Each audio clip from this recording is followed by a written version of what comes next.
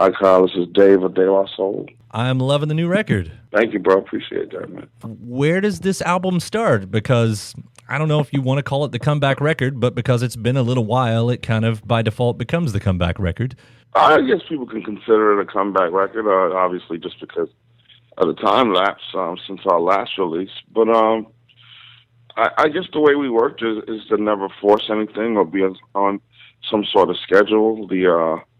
The opportunity to have our own schedule fell in our laps because we basically aren't signed to any label or any deal or have any obligation to any company, corporation, etc.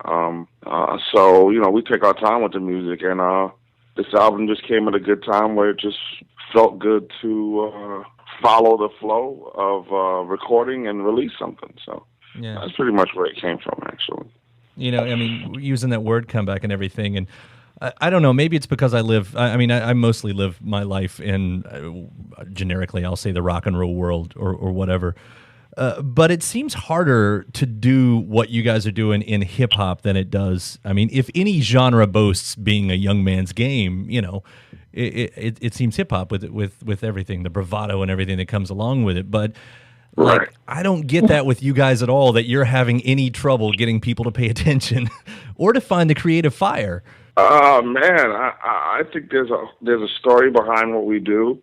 Obviously a history as well behind what we do. And you're so right. It's funny, I'm just thinking about it now. It's like, you see a classic, legendary rock and roll band. If the headlines are they're coming back, it's important. It's big. It's anticipated. And I think sometimes, with hip hop, we're in this genre where hip hop is young. It's about what's vibrant and what's happening right now with the youth. And, you don't usually always see, the classic, legendary, or old schoolers, if you want to call us that, get this big, anticipated moment.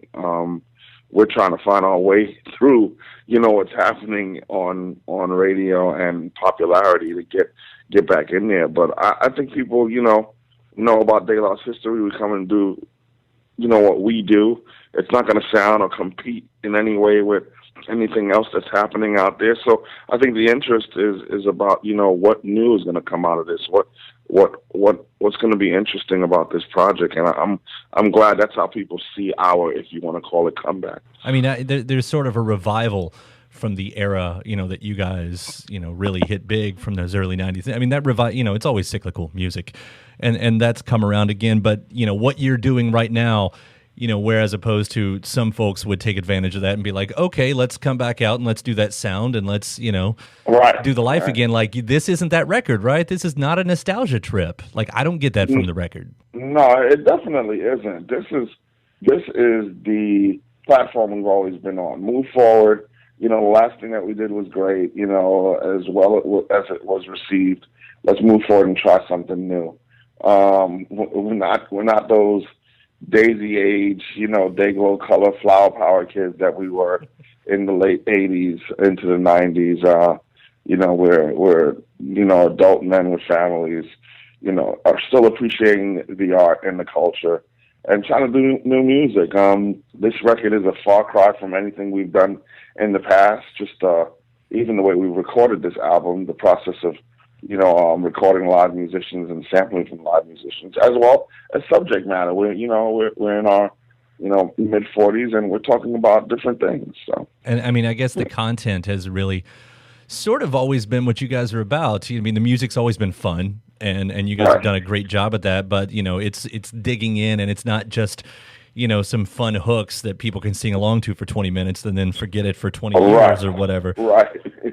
And I don't know, like, where did you guys go for when you went for the words on this? Because there's a lot happening in the world right now. I mean, there's We've always been, I guess, a band, a rap group that you can say, we're about, commentary of where we are in our lives and where the world is. And there is a lot happening, but I don't think we dive into that. Again, we've been recording this record for the last 3 years, so You can imagine there's been a lot that we could have talked about that's happening in the world stage right now. We didn't address this. We didn't address, what's happening in politics or socially or have you. We talked about our experience in making this record. I think we talked about, our lives at the moment when we were making this record. Also, just trying to be creative as well and just do some creative things, which have nothing to do with the climate of what's going on around us or in our environment. This record was more so subject matter. We sat down and whatever felt good or felt like it made sense, we obviously pursued.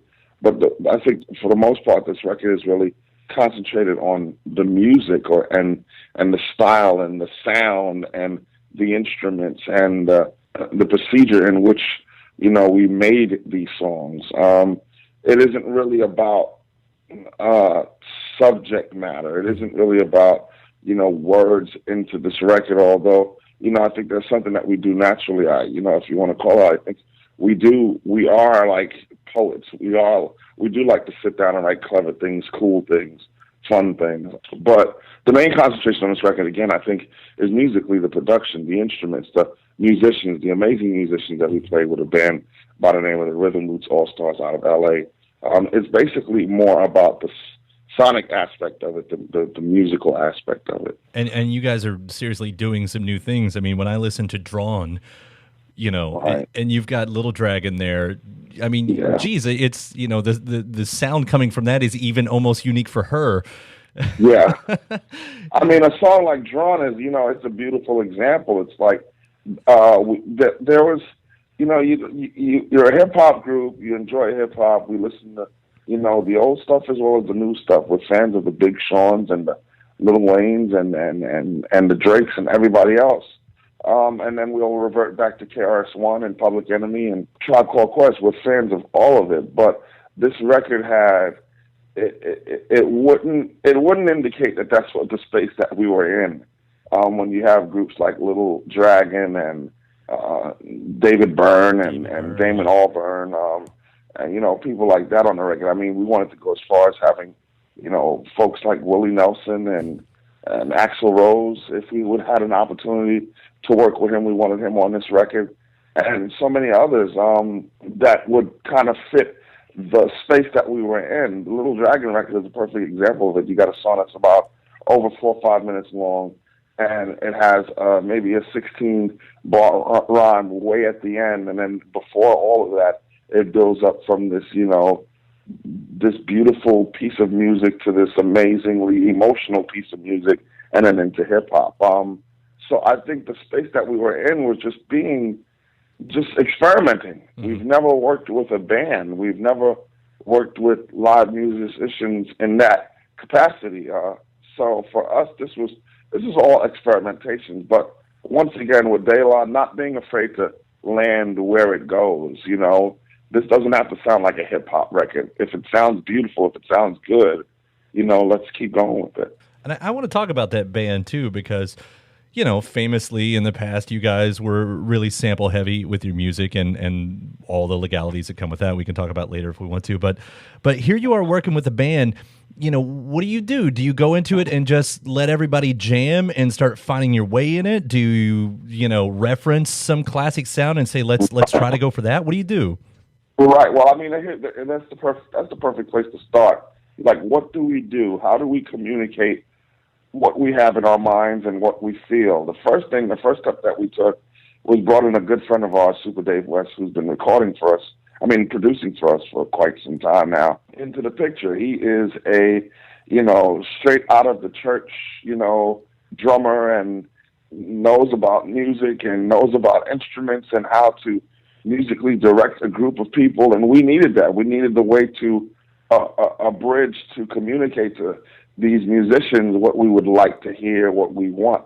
We didn't know what to do. We didn't know what, different terms were, whether it be vibrato or whatever it might have been. We didn't know how to communicate to a band what we'd like to hear, where we would like to go. So we bring in someone who can actually be a voice, who knows about our hip hop background and also knows about, live instrumentation. And we bring that voice in to be a liaison, to be able to talk back and forth with the band and tell them and get what we want out of it. And then we bring in a talented group of people who we worked with for the last 10 years into a studio, and we do allow them to jam. It did begin with us saying, hey, we want a beat like this, or we'd like to do a hip-hop opera, and we would like to do that. And it did start that way, but it just didn't feel right. It didn't. We felt like we was trying to make songs, opposed to allowing musicians to play where we can sample from. And that's what happened. It was like,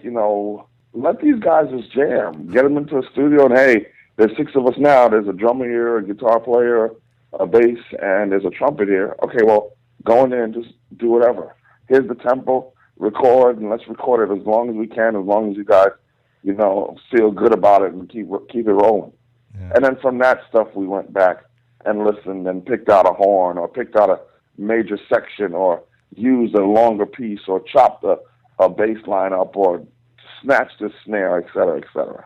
And that's got to be so freeing creatively, because any artist, and I'm saying beyond any genre, it doesn't matter the genre, when you're in the game, as long as you guys have done it, it's so easy to just lose the flame, to stop caring, whatever it is, to stop trying and to be able to find new tricks. I mean, that's got to feel great. That's true. I think, I believe that's a part of why it took us 10 years plus, understanding it, accepting it, and allowing it to be.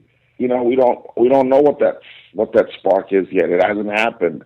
The fire isn't there. We haven't felt something new from us. We haven't felt that turn of the corner or the next page. It just hasn't happened yet. During those 10 years, it just didn't happen. And out of nowhere, it started forming. It started taking place, and that's when you realize, hey, I think we have an idea here. I think we got something good going. Like this feels really good. And you don't say you're recording a record. I don't think we said, okay, let's put out an album. I think it was more like, hey, let's concentrate on this direction, this feeling, this vibe right here. Let's not push it, but hey, can we get into the studio again tomorrow and try something again? Cool. Okay, tomorrow comes, hey, man, how about we book like 3 more days? That's how it started taking place. And I think it's a natural thing and a good feeling to know that something is happening naturally. We've never, ever wanted to be the guys who are forced or even inspired by what's taking place or what's feeling like we should do or what everybody else is doing. We've always wanted those people to be, we always wanted to be the people who just catch a vibe in our own world, in our own language, and in our own time, and really concentrate on something that feels good. I'm so glad it happened the way that it happened. I mean, I know there was no one probably knocking down your door saying, as you said, you're not under contract. There's no one saying you have to have a soul record coming out right now, and if this is what it took to get here, so be it. Because again, this is easily one of your finest records, and I know it's completely crappy to always compare to your past or something like that, but you've done it. Like, not everybody could do that. I love it, man. I love what you guys are doing, and I hope you guys keep doing it for another 30, 50, 70 years, whatever it is. Thank you, man. I appreciate it, and I love it too. I have to say, this record is definitely something special. It isn't like anything we've done so far, and the experience alone, not like, okay, we got banging tunes, we got some good joints. Not special in that sense. Special in regards to the journey. It's something that just peeled back some more of the layers and allowed us to learn and grow. Like to sit down in a room with musicians and see how this really works, and maybe get a glimpse of what it might have been like in the room with Parliament and Funkadelic. What it might have been in the room with Prince, or what it might have been like in the room with Ohio Players, how musicians come together and there is a magic that happens when people are free and just give themselves to a moment and just freely just give. That's what the whole concept of the Anonymous Nobody is, that individual who just gives for the greater good and isn't worried about, what they're going to get out of it. I'm just going to give you something special from me. And And if you could use it, let's use it. If we could learn from it, let's learn from it or grow from it. Yeah. And that's what was the great experience with this record. That's why I say it's special. That's beautiful. You gonna take the band out on the road?